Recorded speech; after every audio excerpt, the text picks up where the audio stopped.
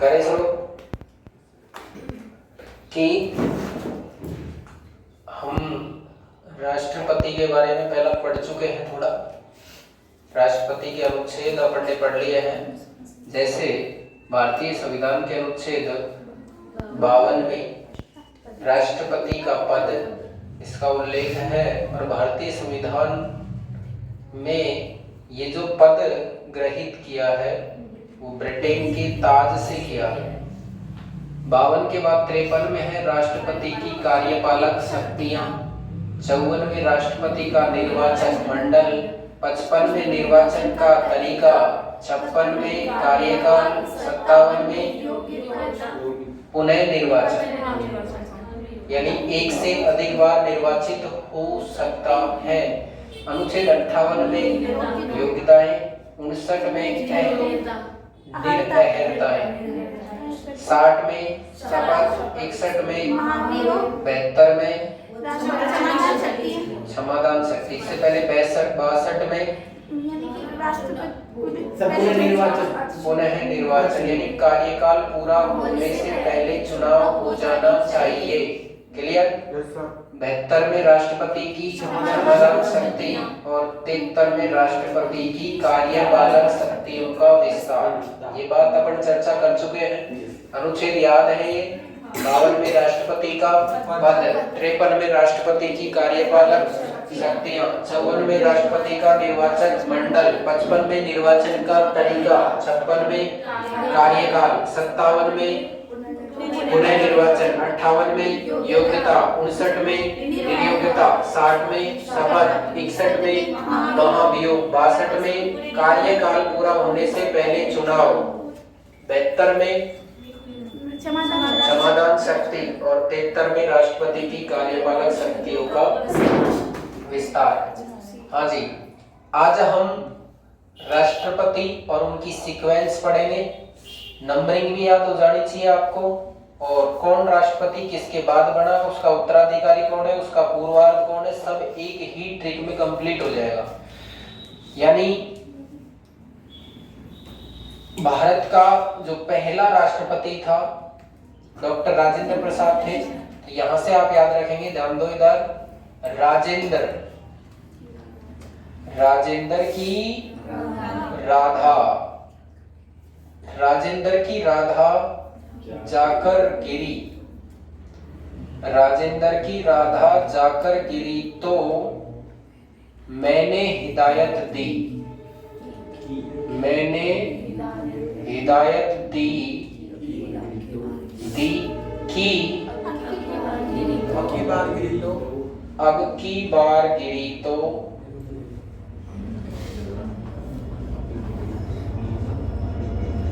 अब की बार गिरी तो, बोलेंगे साथ में, राजेंद्र की राधा जाकर गिरी तो मैंने हिदायत दी कि अब की बार गिरी तो अली की बीड़ी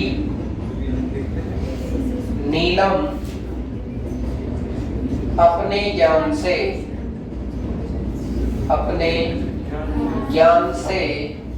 स्वयं जलाएगी,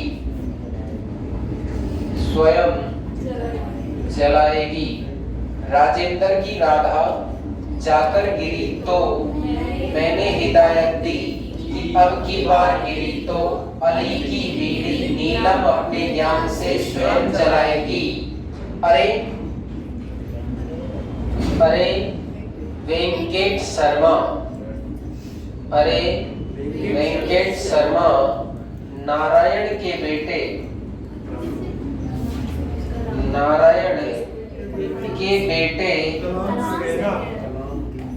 कलाम से कह दो, नारायण के बेटे कलाम से कह दो कि प्रतिभा की शादी प्रणव और रामनाथ से करवा दे, प्रणव और रामनाथ से करवा दे और नवीनतम द्रौपदी मुर्मू।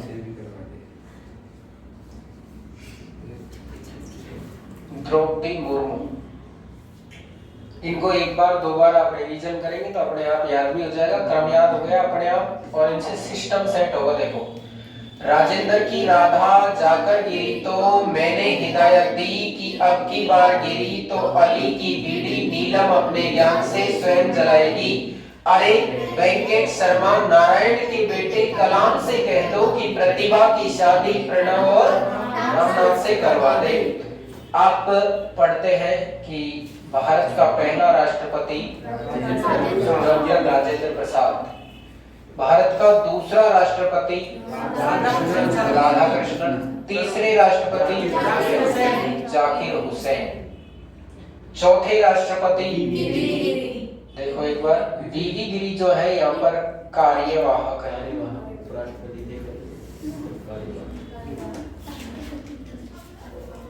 कार्यवाहक है।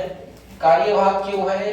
क्योंकि ये जो राष्ट्रपति हैं श्रीमान जाकिर हुसैन साहब, इनकी क्या हो जाती है? मृत्यु, यानी पद पर रहते हुए मृत्यु होने वाला प्रथम राष्ट्रपति कौन था? जाकिर हुसैन। जाकिर हुसैन साहब प्रथम भी हैं और अल्पसंख्यक भी हैं।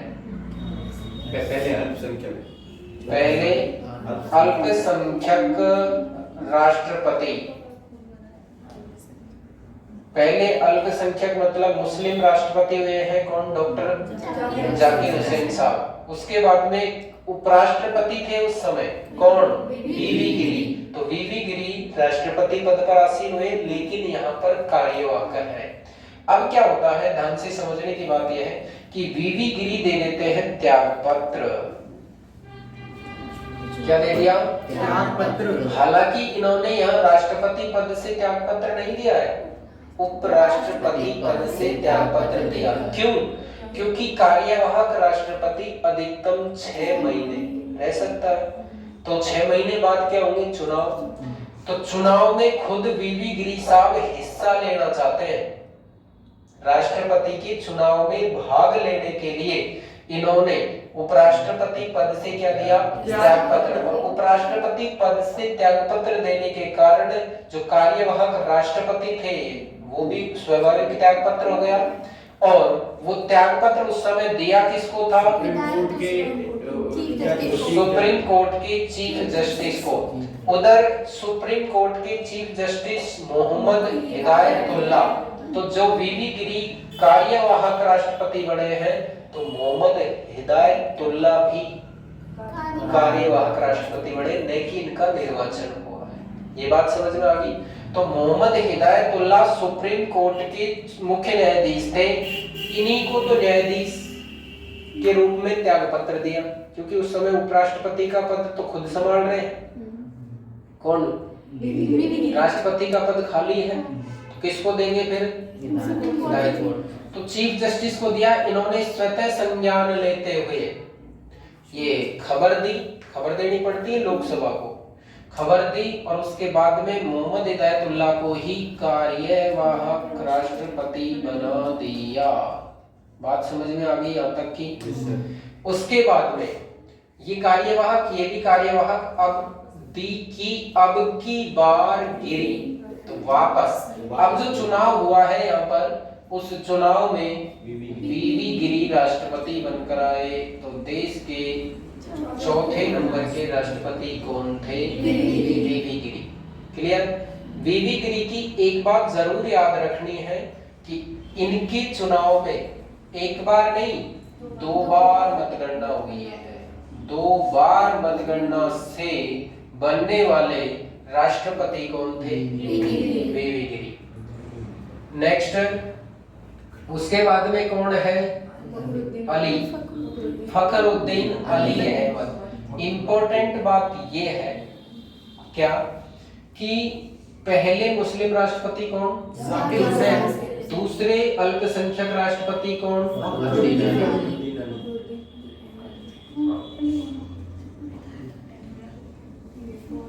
तो ये जो दूसरे अल्पसंख्यक राष्ट्रपति हैं, इनकी भी पद पर रहते हुए क्या हो गई? मृत्यु हो गई।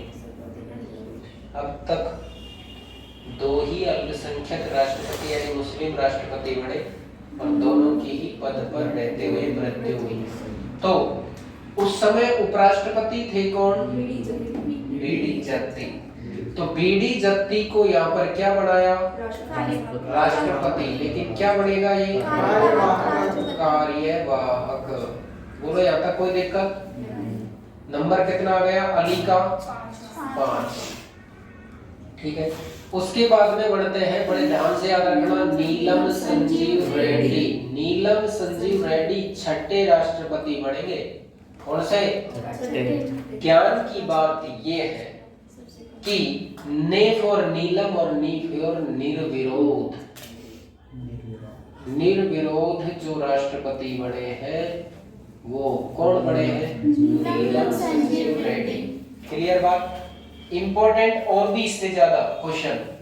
अगला राष्ट्रपति बना ज्ञानी जैल सिंह। ज्ञानी जैल सिंह का नाम तो ज्ञानी है, लेकिन आज तक का हिंदुस्तान का सबसे कम पढ़ा हुआ राष्ट्रपति। सबसे कम पढ़ा राष्ट्रपति कौन है? ज्ञानी जैल सिंह।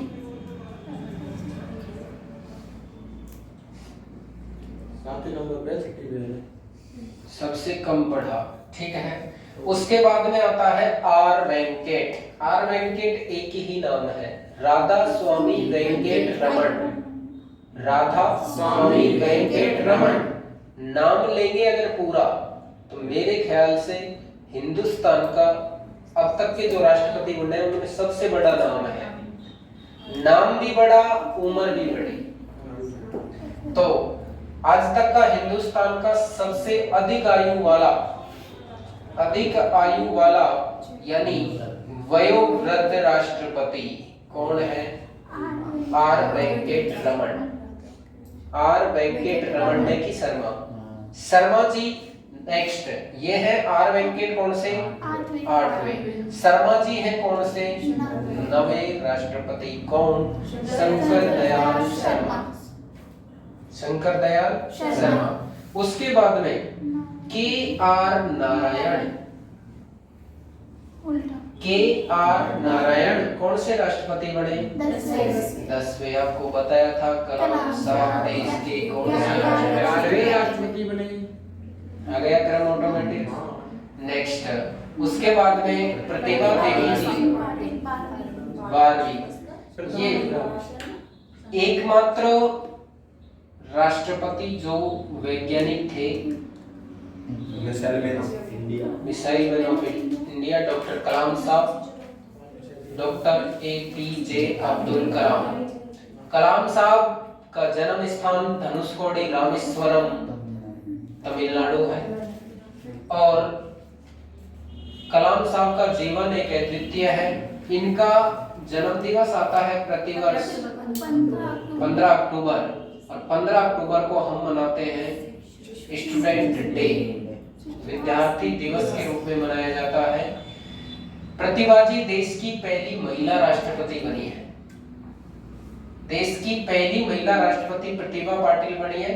देश की दूसरी महिला राष्ट्रपति द्रौपदी मुर्मू बनी है। लेकिन देश की पहली आदिवासी महिला राष्ट्रपति द्रौपदी मुर्मू बनी है। प्रतिभा पाटिल, इंपॉर्टेंट बात यह है कि प्रतिभा पाटिल राष्ट्रपति बनने से पहले राजस्थान की राज्यपाल रही है। राजस्थान की राज्यपाल रही है। और उससे ज्यादा इंपॉर्टेंट बात यह है कि इन्होंने राष्ट्रपति पद का चुनाव लड़ने के लिए राज्यपाल पद से इस्तीफा दिया था। प्रतिभा के साथ बाद में कौन बने? प्रणब मुखर्जी। प्रणब मुखर्जी के बारे में आपको ये बात याद रखनी है कि इन्होंने राष्ट्रपति भवन जो था वो आम जनता के लिए खोल दिया और प्रणब मुखर्जी से पहले जितने भी राष्ट्रपति हुए हैं उनके नाम से आगे लगता था महामहिम। लेकिन वो महामहिम शब्द भी इन्होंने आगे हटा दिया, तो अब महामहिम नहीं है, महामहिम नहीं है। प्रणब मुखर्जी के बाद कौन पढ़े? रामनाथ कोविंद। ये कौन से राष्ट्रपति? 14वें राष्ट्रपति। और द्रौपदी मुर्मू कौन सी राष्ट्रपति बनी है? बात समझ में आ गई? अब क्वेश्चन पूछा जाए कि द्रौपदी मुर्मू देश की कौन सी राष्ट्रपति बनी है? 15वीं। व्यक्तिगत रूप से 15वीं, क्रमबद्ध रूप से 16वीं। क्यों? क्योंकि डॉक्टर राजेंद्र प्रसाद लगातार 2 बार राष्ट्रपति रहे, इसलिए क्रमबद्ध रूप से 16वीं और व्यक्तिगत रूप से 15वीं। और अगर टोटल ऑफ सबको गिने तो व्यक्तिगत रूप से देखेंगे 1 2 3 4 5 6 7। गिरी आदमी तो एक ही है, आदमी तो एक ही है। 1 2 3 4 5 6 7 8 9 10 11 12 13 14 15 16 17। क्लियर? क्वेश्चन 3 हो गए। ऑप्शन में 14 भी मिलेगा, 15 भी मिलेगा, 16 भी मिलेगा, 17 भी मिलेगा। क्वेश्चन आपको समझना है कि क्या पूछ रहा है क्वेश्चन। इसका कोई फिक्स आंसर नहीं है कि कौन से है। द्रौपदी मुर्मू व्यक्तिगत रूप से तो 15वीं क्रमबद्ध राष्ट्रपति रही है, व्यक्ति के रूप में 17वीं राष्ट्रपति रही है, और वैसे 16वीं राष्ट्रपति रही है। क्लियर? चुनाव जो हुए हैं वो 16वें चुनाव हुए हैं, क्योंकि राजेंद्र प्रसाद 2 बार चुनाव लड़े, तो चुनाव की दृष्टि से तो 16वीं है। अब तक टोटल कुल राष्ट्रपतियों में 17वीं है, और अगर कार्यवाहक राष्ट्रपतियों को नहीं गिने तो 15वीं है। क्लियर? एक बार रिवीजन करेंगे। राजेंद्र की राधा जाकर गिरी तो मैंने हिदायत दी कि अब की बार गिरी तो अली की बीड़ी नीलम अपने ज्ञान से स्वयं जलाएगी। अरे वेंकट शर्मा नारायण के बेटे कलाम से कह दो कि प्रतिभा की शादी प्रणव नाम से करवा दे। और अंतिम राष्ट्रपति वर्तमान आपको पता है द्रौपदी मुर्मू। एक एक राष्ट्रपति का जो इम्पोर्टेंट प्रश्न है वो मैंने आपको यहाँ पर बता दिया है। मेरा प्रश्न ये है कि राजेंद्र प्रसाद देश के पहले राष्ट्रपति हैं। राजेंद्र प्रसाद देश के सर्वाधिक कार्यकाल वाले राष्ट्रपति हैं। राजेंद्र प्रसाद देश के पहले राष्ट्रपति हैं जिन्हें भारत रत्न मिला है। भारत रत्न से सम्मानित देश के पहले राष्ट्रपति कौन? भारत रत्न से सम्मानित भारत रत्न से सर्वप्रथम सम्मानित राष्ट्रपति कौन? डॉक्टर राधाकृष्णन। लेकिन जब ये राष्ट्रपति बने हैं उससे पहले ही सम्मानित हो चुके हैं। कौन? राधाकृष्णन जी। क्लियर? ये एक शिक्षक है, ये एक शिक्षाविद है, ये एक दार्शनिक है, ये एक चिंतक है। राष्ट्रपति बनने से पहले ये देश के उपराष्ट्रपति भी रह चुके हैं। कौन? राधाकृष्णन जी। राजेंद्र प्रसाद जो है वो आपको पता होना चाहिए, ये संविधान निर्मात्री समिति के अध्यक्ष रह चुके हैं। संविधान निर्मात्री समिति के अध्यक्ष रहने के साथ नेहरू जी का जो अंतरिम मंत्रिमंडल था, जो पहला मंत्रिमंडल था, उस मंत्रिमंडल में देश के तत्कालीन ऊर्जा मंत्री रह चुके हैं। इसके अलावा खाद्य एवं नागरिक आपूर्ति मंत्री, इंपॉर्टेंट बात, खाद्य एवं नागरिक, पहले देश के पहले खाद्य और नागरिक आपूर्ति मंत्री कौन थे? डॉक्टर राजेंद्र प्रसाद। जाकिर हुसैन साहब की बात क्या याद रखनी है? 2 ही बात याद रखनी है, पहले अल्पसंख्यक और पद पर रहते हुए मृत्यु होने वाले पहले राष्ट्रपति। वीवी गिरी कार्यवाहक राष्ट्रपति बने क्योंकि उपराष्ट्रपति थे। हिदायतुल्लाह सर्वोच्च न्यायालय के न्यायाधीश जो राष्ट्रपति बने, क्यों? क्योंकि राष्ट्रपति का पद रिक्त होने पर उपराष्ट्रपति उस पद पर आसीन होता है, लेकिन दोनों पद रिक्त होने पर सर्वोच्च न्यायालय का मुख्य न्यायाधीश उस पद पर आसीन होता है। इसलिए हिदायतुल्लाह सर्वोच्च न्यायालय के पहले राष्ट्रपति, सर्वोच्च न्यायालय के पहले मुख्य न्यायाधीश हैं जो राष्ट्रपति पद पर आसीन हुए हैं। उसके बाद में आता है वी.वी. गिरी साहब। वी.वी. गिरी साहब का क्वेश्चन इसलिए याद रखना है कि पहले तो ये कार्यवाहक राष्ट्रपति बने थे, इन्होंने त्याग पत्र दिया, चुनाव लड़े, चुनाव में भी एक मतगणना में नहीं जीते, दोहरी मतगणना से जीतने वाले राष्ट्रपति कौन है? वी.वी. गिरी। उसके बाद में फखरुद्दीन अली अहमद साहब आते हैं। आपको पता होना चाहिए इंदिरा गांधी के शासनकाल में फखरुद्दीन अली अहमद ही राष्ट्रपति थे।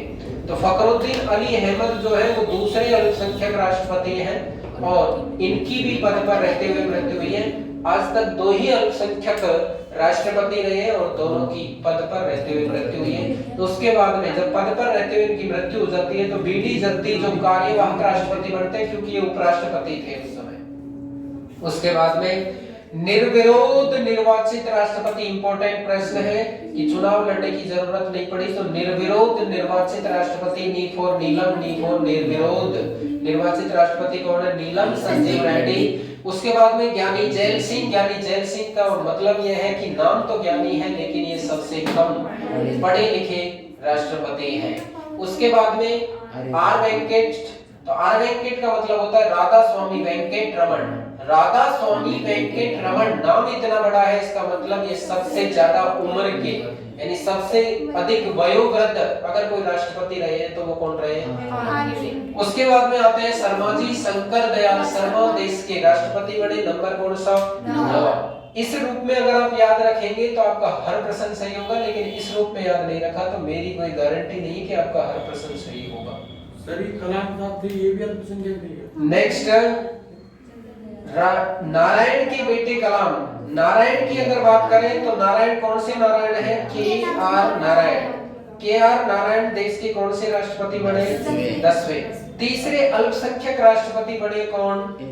ए.पी.जे. अब्दुल कलाम। लेकिन कलाम का जो निर्वाचन हुआ है वो किसी समुदाय की वजह से नहीं हुआ है, ये एक यूनिक व्यक्ति थे इसलिए इनका निर्वाचन हुआ। हालांकि ये सर्वाधिक मतों से विजय होने वाले राष्ट्रपति, सर्वाधिक मतों से विजय होने वाले। दोबारा भी इनसे राष्ट्रपति बनकर 2002 से 2007 तक ये राष्ट्रपति रहे हैं।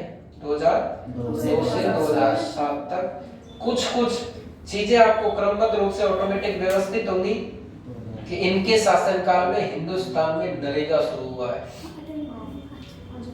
हिंदुस्तान में नरेगा किस राष्ट्रपति के समय शुरू हुआ? मेरे जैसा अगर प्रश्न बनाने वाला होगा तो इस तरह के क्वेश्चन जरूर डालेगा। कलाम साहब मिसाइल मैन तो कहे ही जाते हैं।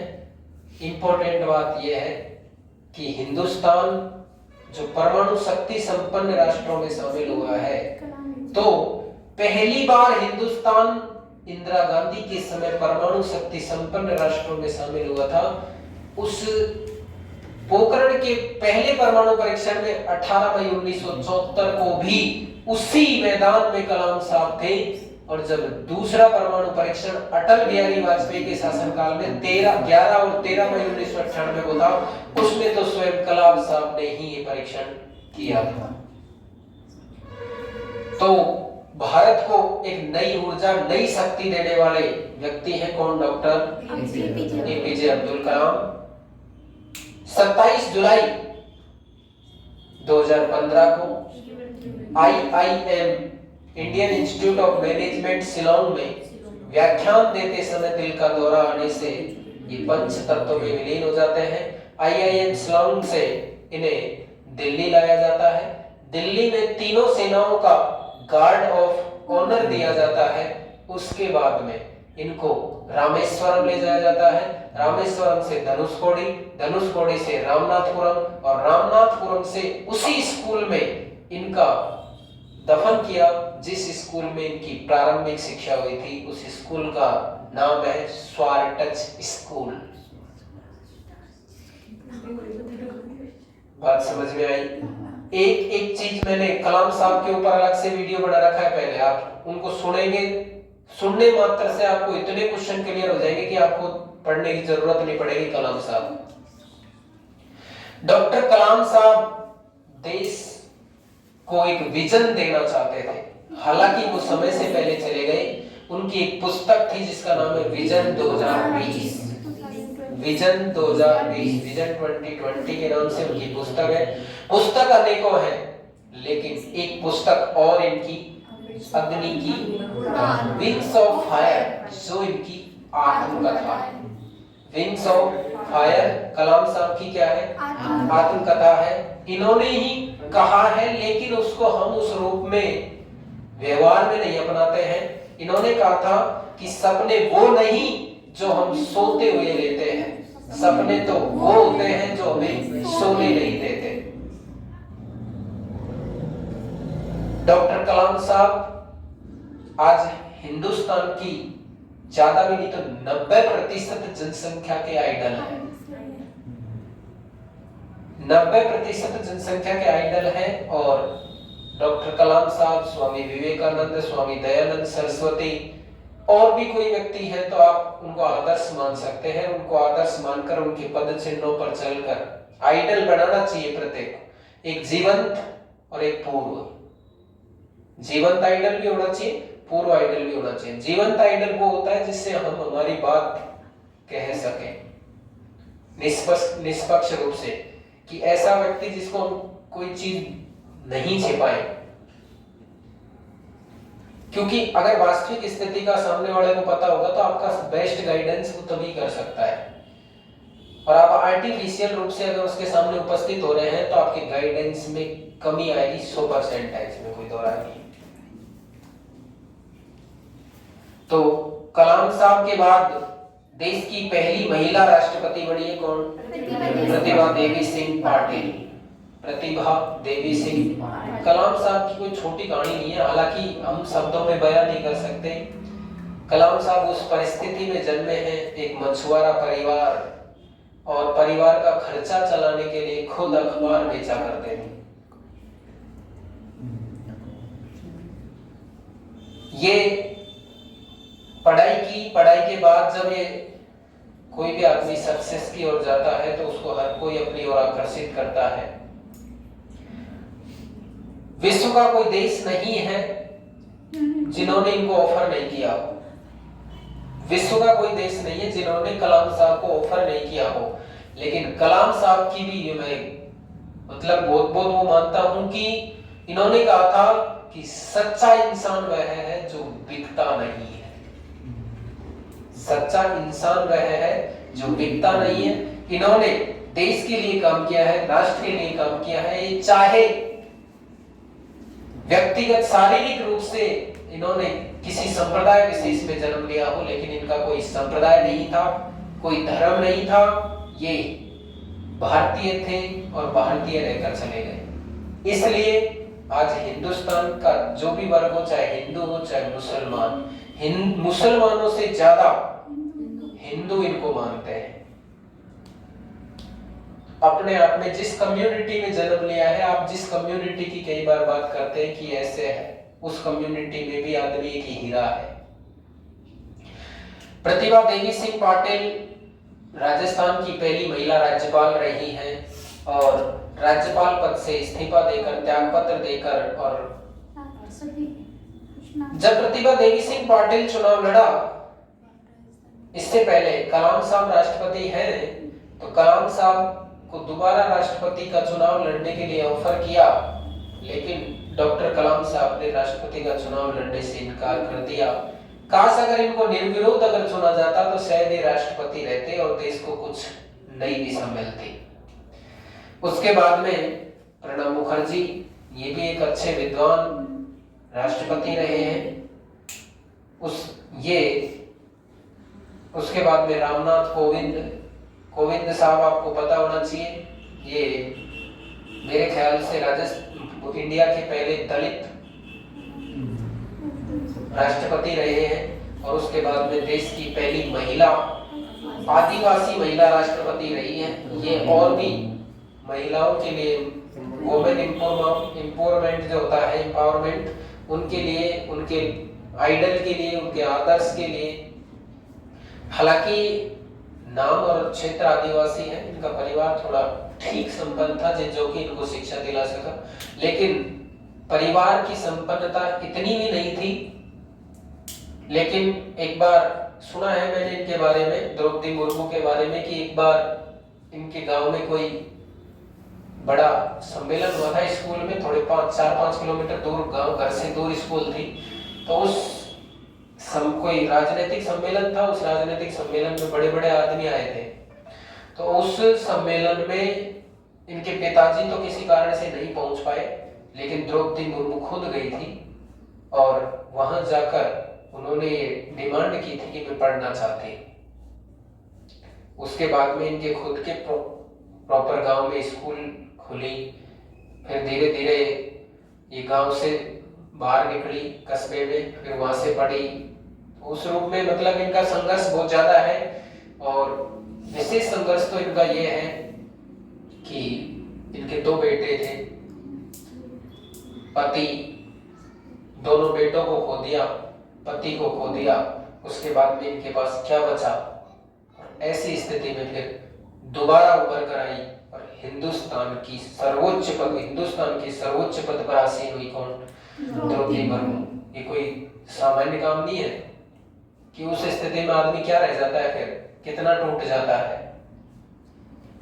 और उसके बाद में दोबारा तो महिलाओं के लिए, महिला सशक्तिकरण की दिशा में एक आइडल के रूप में काम कर रही है। कौन? द्रौपदी मुर्मू। बात समझ में आई? राष्ट्रपति का एक व्यू मोटा मोटा आपको समझ में आया है। मैं मानता हूं कि नॉर्मल एग्जाम्स में जो ये बताया है मैंने, इससे बाहर कुछ नहीं जाता है। हालांकि मैं एक एक राष्ट्रपति को अलग से आपको व्याख्या करूंगा, लेकिन ये जो चीज है ना, इसको आप 1 बार 2 बार 3 बार 4 बार रिवीजन करें, इससे बाहर आपका कोई क्वेश्चन नहीं है। ये श्योर है, कोई क्वेश्चन नहीं है, बड़ी से बड़ी एग्जाम दे रहे हैं। फिर क्वेश्चनों का दायरा बढ़ता है, तो ये पहले कहाँ थे, क्या करते थे, किस रूप में, तो उनकी पूरी हिस्ट्री ब्रीफ रूप में अपन अलग से पढ़े। क्लियर? धन्यवाद।